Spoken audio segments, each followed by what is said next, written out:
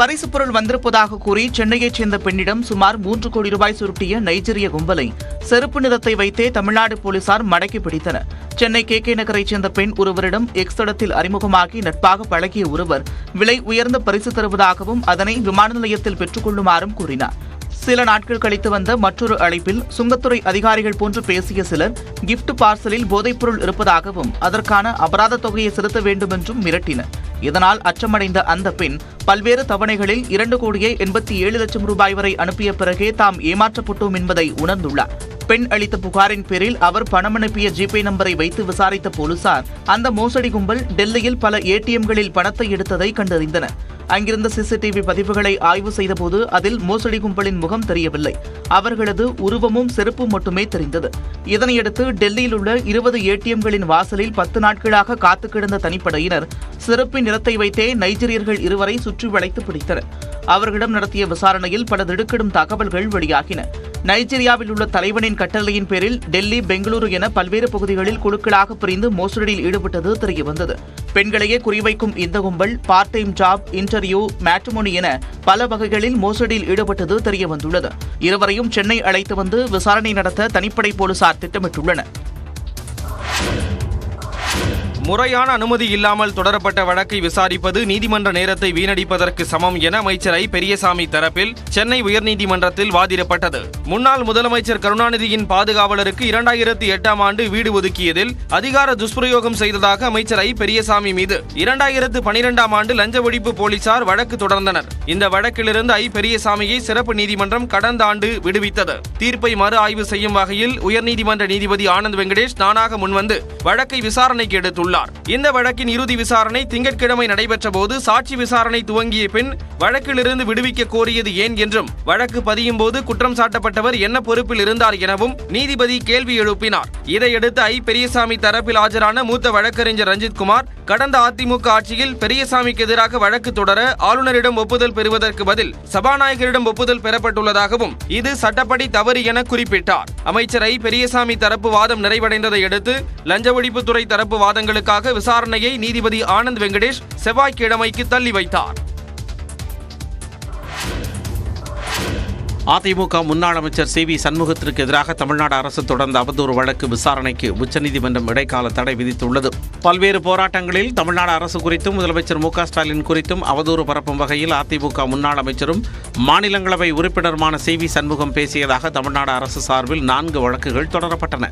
விழுப்புரம் சிறப்பு நீதிமன்றத்தில் நடைபெறும் இந்த வழக்குகளை ரத்து செய்ய கோரி சென்னை உயர்நீதிமன்றத்தை CV சண்முகம் நாடிய நிலையில் 2 வழக்குகளை மட்டும் உயர்நீதிமன்றம் ரத்து செய்து உத்தரவிட்டது. மேலும் 2 வழக்குகளில் விசாரணையை எதிர்கொள்ளுமாறு உத்தரவிடப்பட்டதால் சென்னை உயர்நீதிமன்ற உத்தரவை எதிர்த்து அவர் உச்சநீதிமன்றத்தில் மேல்முறையீடு செய்தார். இந்த வழக்கு விசாரணையின் போது CV சண்முகத்தின் கருத்து நேரடியாக முதலமைச்சரை தாக்கும் வகையில் உள்ளதாக நீதிபதிகள் தெரிவித்தனர்.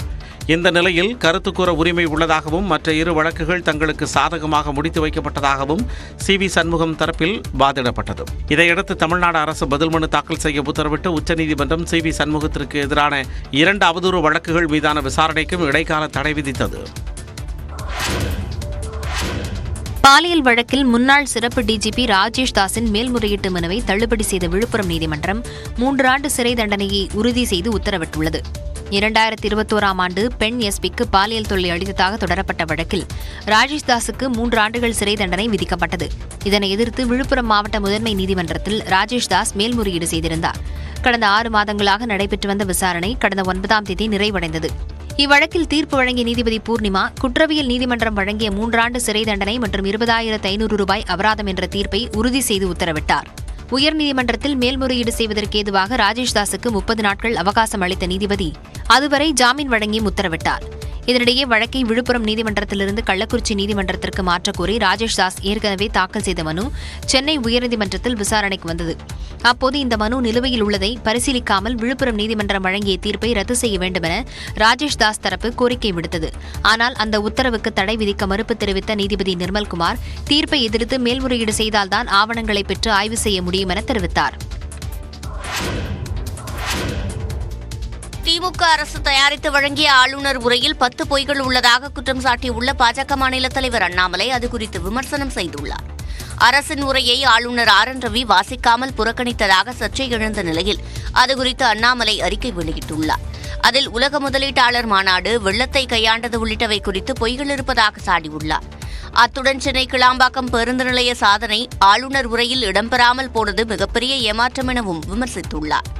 உத்தரப்பிரதேசம் 33 லட்சம் கோடி ரூபாயும், குஜராத் 26 லட்சம் கோடி ரூபாயும் முதலீடு ஈட்டிய நிலையில் உலக முதலீட்டாளர் மாநாடு மூலம் 6,60,000 கோடி ரூபாயை மட்டுமே தமிழ்நாடு ஈட்டியதாக சுட்டிக்காட்டினார்.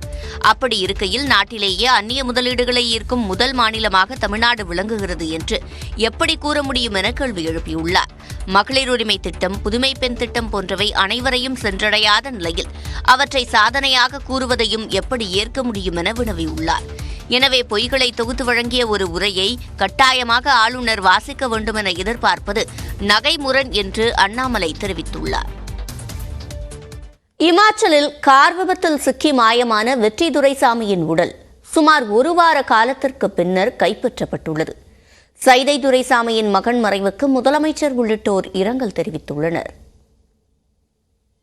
சென்னை முன்னாள் மேயராக இருந்தவர் சைதை துரைசாமி. அதிமுகவின் முதல் சென்னை மேயர் என்ற சிறப்பை கொண்ட சைதை துரைசாமி மனிதநேய அறக்கட்டளை என்ற IAS அகாடமியை நடத்தி வருகிறார். இங்கு ஏராளமான மாணவர்களுக்கு இலவசமாக பயிற்சிகளை நடத்தி வருகிறார். இவரது மகன்தான் வெற்றி துரைசாமி.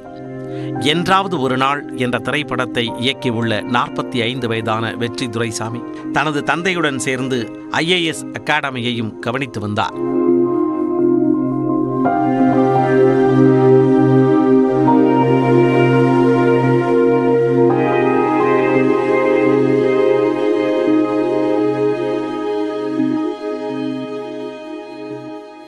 இந்த நிலையில்தான் தனது நண்பருடன் கடந்த 1 வாரத்திற்கு முன்னர் இமாச்சல பிரதேசம் சென்றார் வெற்றி.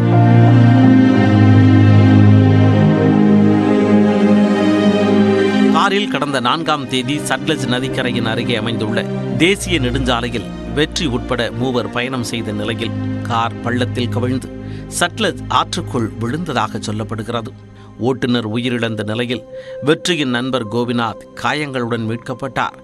ஆனால் வெற்றியின் நிலை குறித்து தெரியாததால் அவரை தேடும் பணி தொடர்ச்சியாக நடைபெற்றது. அவரைப் போல மாதிரி பொம்மையை ஆற்றில் வீசி நீர் செல்லும் வழித்தடத்தையும் கண்டறியும் முயற்சியும் மேற்கொள்ளப்பட்டது.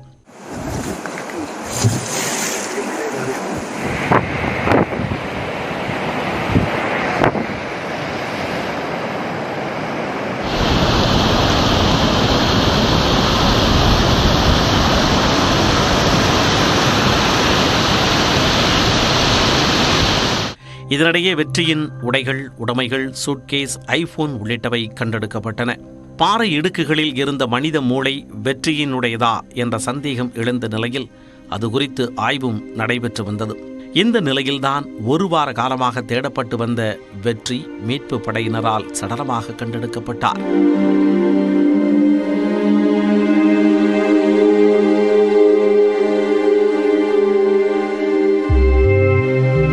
விபத்து நடைபெற்ற இடத்தில் இருந்து 5 கிலோமீட்டர் தூரத்தில் வெற்றியின் உடல் கைப்பற்றப்பட்டது.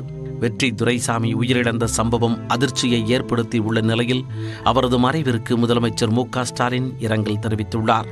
எந்த ஒரு தந்தையும் எதிர்கொள்ளக்கூடாத துயரத்தை சந்தித்துள்ள சைதை துரைசாமிக்கு ஆறுதல் தெரிவிப்பதாகவும் எக்ஸ் தளத்தில் அவர் பதிவிட்டுள்ளார். அதேபோல எதிர்க்கட்சித் தலைவர் எடப்பாடி பழனிசாமி, முன்னாள் முதலமைச்சர் ஓ பன்னீர்செல்வம், தேமுதிக பொதுச் செயலாளர் பிரேமலதா உள்ளிட்ட பலரும் இரங்கல் தெரிவித்துள்ளனர். வெற்றி துரைசாமியின் உடல் இன்று மாலை 5 மணிக்கு நந்தனத்தில் உள்ள இல்லத்தில் அஞ்சலிக்காக வைக்கப்பட்டு பின்னர் தீநகர் கண்ணமாப்பேட்டை மயானத்தில் 6 மணிக்கு தகனம் செய்யப்பட உள்ளது.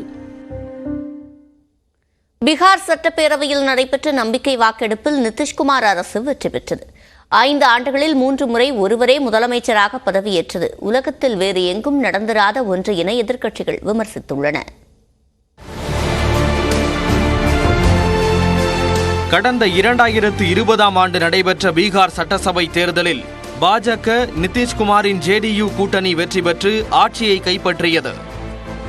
நிதிஷ்குமாரின் ஐக்கிய ஜனதா தளம் 43 இடங்களை மட்டுமே பிடித்த நிலையிலும் முதலமைச்சர் பதவியை அவருக்கு கொடுத்து கூட்டணியை தக்க வைத்துக் கொண்டது பாஜக. 2 ஆண்டுகள் கழித்து தனது கட்சியை உடைக்க பாஜக முயற்சிப்பதாக கூறி காங்கிரஸ், ராஷ்டிரிய ஜனதா தளம், இடதுசாரிகள் அங்கம் வகிக்கும் மகா கத்பந்தன் கூட்டணியில் இணைந்தார் நிதிஷ்குமார்.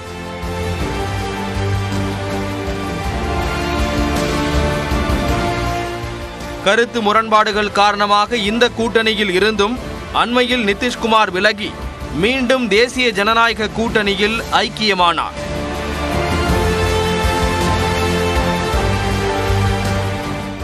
இதன் தொடர்ச்சியாக பீகார் சட்டப்பேரவையில் நிதிஷ்குமார் அரசு மீதான நம்பிக்கை வாக்கெடுப்பு நேற்று நடைபெற்றது. यह सभा वर्तमान राज्य मंत्रिपरिषद में विश्वास व्यक्त करती है. முன்னதாக ராஷ்டிரிய ஜனதா தளத்தைச் சேர்ந்த சபாநாயகர் அவத் பிகாரி சௌத்ரி மீது பாஜக எம்எல்ஏ நந்த் கிஷோர் யாதவ் நம்பிக்கையில்லா தீர்மானம் கொண்டு வந்தார். தீர்மானத்திற்கு ஆதரவாக 125 எம்எல்ஏக்களும் எதிராக 112 எம்எல்ஏக்களும் வாக்களித்தனர். தொடர்ந்து சபாநாயகர் பதவியிலிருந்து அவத் பிகாரி சௌத்ரி நீக்கம் செய்யப்பட்டார்.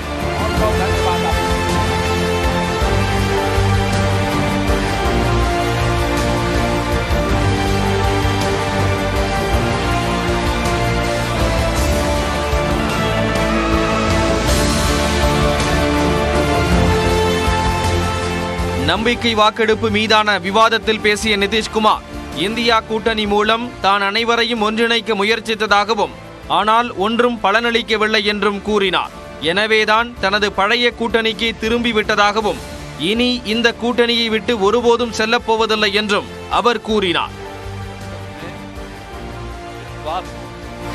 நம்பிக்கை வாக்கெடுப்பின் போது பேசிய முன்னாள் துணை முதலமைச்சர் தேஜஸ்வி, 5 ஆண்டுகளில் 3 முறை ஒருவரே முதலமைச்சராக பதவியேற்றது உலகத்தில் வேறு எங்கும் நடந்திராத ஒன்று என கூறினார். ராஷ்டிரிய ஜனதா தள எம்எல்ஏக்கள் சேட்டன் ஆனந்த், நீலம் தேவி, பிரகலாத் யாதவ் ஆகியோர் ஆளும் கட்சி உறுப்பினர்கள் வரிசையில் அமர்ந்ததால் பரபரப்பு ஏற்பட்டது.